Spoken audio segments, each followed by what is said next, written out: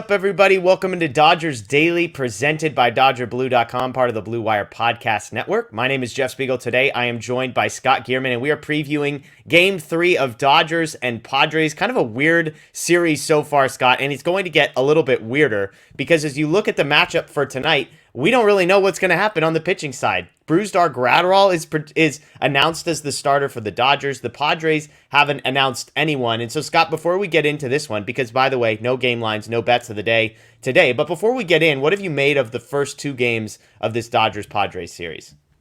It's kind of it's been a little intense. It's also been a lack of offense, but Dave Roberts isn't concerned with it. I'm not really concerned with it. It's just, you look and see definitely two teams that have premier talent. One's on one end and the other's on the other. But I really do think that it's just been competitive baseball. Dodgers just kind of look like they're going through it. And that's about it. There's not many observations to it. It's just another Padres-Dodgers series back end of September. And I really feel like the last two games going with extras, it's just been a little, it's been a little tedious. Yeah, we can have a whole conversation about how long Dave Roberts wanted the game a couple of nights to go to last with when he throws Craig Kimbrell out in the situation that he throws. Do you make anything, last thing here, do you make anything of the hitting with runners in scoring position? I mean, at one point the Dodgers were like 1 for 21 in the series. Like, is that just a sample size thing or 8 games to go, 7 games to go now at this point in the season? Is that slightly concerning? Concerning, no. Is it something to note? Yes, absolutely. It always is. But I really feel like, when postseason comes around, it's a different animal. They will flip the switch. I don't put too much stock into it at the moment. These are all professional hitters. Dodgers have turned it around. It's not like they're in some team-wide massive slump. I really do feel like they'll turn it around here in the next few days. Awesome. Well, as I said, Graterol expected to start for the Dodgers. Andrew Heaney expected to come in somewhere behind him. The Padres haven't announced the starter officially. Padres beat writer AJ Cassavell points out, though, that Yu Darvish would probably be the likely guy, and for this reason. If he doesn't pitch today, then he can't pitch twice in the regular season and be available on normal rest for the wild card round. So if you kind of do the math, the Padres currently 3 games up on the Brewers, 2.5 games up on the Phillies, with those 3 teams battling for the last 2 wild card spots. I would guess Yu Darvish based on that. It seems like Cassavell is guessing Yu Darvish as well. But let's talk today's headline, which I think is playoff audition time, Scott. And this is something that you've talked a lot about, what you were watching in the last few weeks, and it feels like we're here. Graterol the opener, Heaney behind him. This feels like the type of thing we could see come postseason time. So let me ask you this question. If this is a playoff audition, are you surprised that it's Graterol who is opening?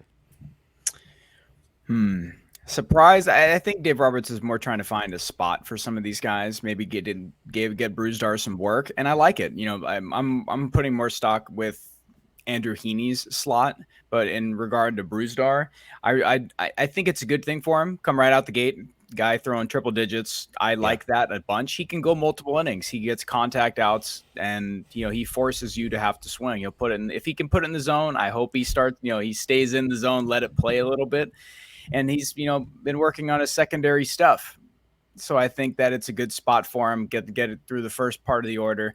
Get Andrew Heaney coming in more towards the bottom half and not towards the premier guys that are going to really do some damage, because let's be honest, Heaney's really struggled. I think he's allowed 11 runs in his last 4 outings. So that's something to really, keep an eye on. But I do like that they're pushing Andrew Heaney perhaps towards, if it's the 3rd inning. If it's the 2nd inning, that's fine. But I would prefer them try to avoid going through, the heart of the order, 3, 4, 5, if they're able to get him 5 through 9. And I would feel more comfortable with that.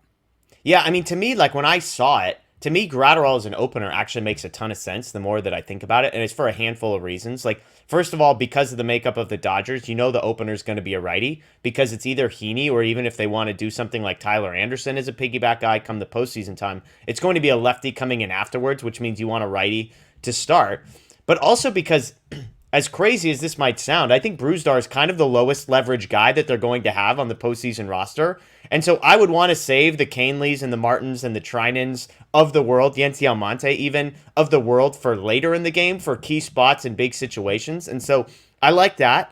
As you pointed out, I think Graterol, of all of the guys they have in the bullpen, may be the greatest likelihood to give you more than 3 outs as you pointed out, if you can get Graterol through the first 5 guys in the lineup, I think that sets Andrew Heaney up behind him as a lefty coming in. And again, that avoids the power bats that Heaney is susceptible to giving up home runs there as well. And the last thing I'll say is, and this is what I want to get your thoughts on, like Graterol coming in, throwing 101 for the first inning, do you think that messes with the team when the guys coming in behind him are now throwing 95? Like, does that help the Dodgers speed up the bats a little bit? Or does it actually maybe hurt them because then all of a sudden 95 looks a lot more hittable?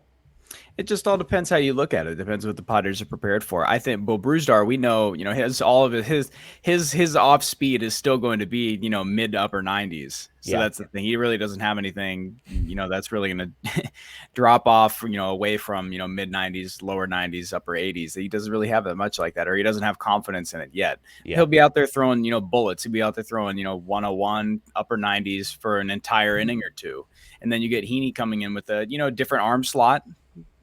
Throwing mid, he can touch mid to upper 90s, and that's but then he has the devastating slider, which is really been his bread and butter.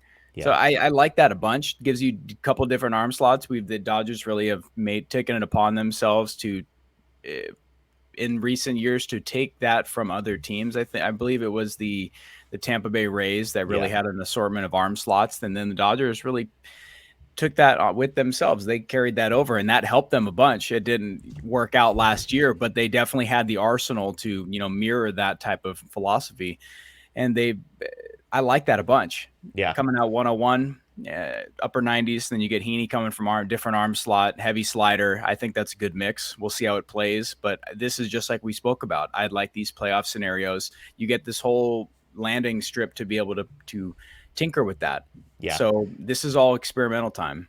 Yeah, and that's to me why, I think if you were trying something out, Graterol as the opener, to me that tells me something. It tells me that Graterol's the guy that they want to get used to taking the ball for the first 3 outs of a game to see what happens. They want Heaney, which we all expected, which is why that piece isn't as much a story to me. It's because we all knew Heaney was going to be a bullpen guy. But again, give him the reps of coming in the second or the third inning. Maybe even, I wouldn't be surprised, like we said, maybe Graterol comes back for the second inning, gets 1 or 2 outs, and then Heaney has to try coming in the middle of an inning and not getting a clean inning. Put guys in positions, to succeed, yes, but also to get reps in meaningful situations as well. So should be an interesting one. Dodgers, Padres tonight. Again, there's no Padres announced starter. Sort of the probable would be Yu Darvish, it seems like, but because of that, we've got no lines, no bets today, which might be a good thing, Scott. We had a rough day last night. 0 for 2. Justin Turner didn't play, so we didn't bet that one, but we bet the under strikeouts, and I think we lost both those bets by 3.2 innings pitched. Those guys were striking everybody out. I was not expecting a 1-0 in 10 innings game. So there you have it. That's Scott. My name's Jeff. As always, we appreciate you joining us here on Dodger Heads, presented by DodgerBlue.com. Enjoy the rest of your day. Enjoy the game tonight. We'll see you soon.